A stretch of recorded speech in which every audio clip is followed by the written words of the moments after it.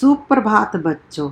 आज हम कक्षा 3 में हिंदी व्याकरण पाठ 1 हमारी भाषा के अंतर्गत लिपि विषय के बारे में दोबारा से पढ़कर उसका अभ्यास करेंगे। तो चलिए शुरू करते हैं।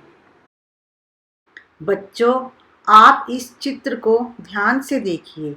ये पुरातन काल यानी बहुत पुराने समय का चित्र है। तब मानव पढ़ा लिखा नहीं था। वह बोलकर अपने विचार किसी को बताते थे व सुनकर दूसरों के विचारों को समझते थे, परंतु उनके पास ऐसा कोई साधन नहीं था जिनसे वह अपने विचारों को सुरक्षित रख पाते। फिर उन्होंने भाषा को लिखित रूप देना चाहा ताकि विचारों को सुरक्षित रखा जा सके। इसके लिए मुंह से निकलने वाली सभी ध्वनियों को उन्होंने चिन्हों के रूप में बदलने का प्रयत्न किया और उन चिन्हों के आधार पर भाषा को लिखित रूप दिया गया। इन्हीं चिन्हों को लिपि के नाम से पुकारा जाता है। लिपि भाषा का एक लिखित रूप है। इसके द्वारा मौखिक ध्वनियों को लिखकर प्रकट किया जाता है। पूरे विश्व यानी सारे संसार के सभी देशों की अलग अलग भाषा होती है।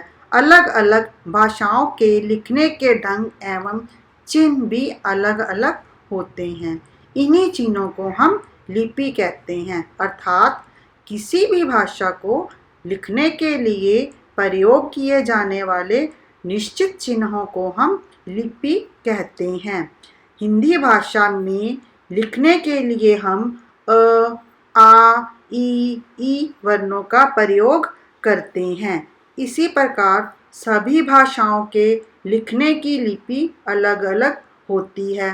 जैसे हिंदी, संस्कृत, गुजराती हमेशा देवनागरी लिपि में लिखी जाती है।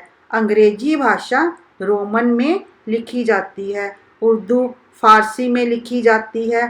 पंजाबी भाषा गुरुमुखी लिपि में लिखी जाती है।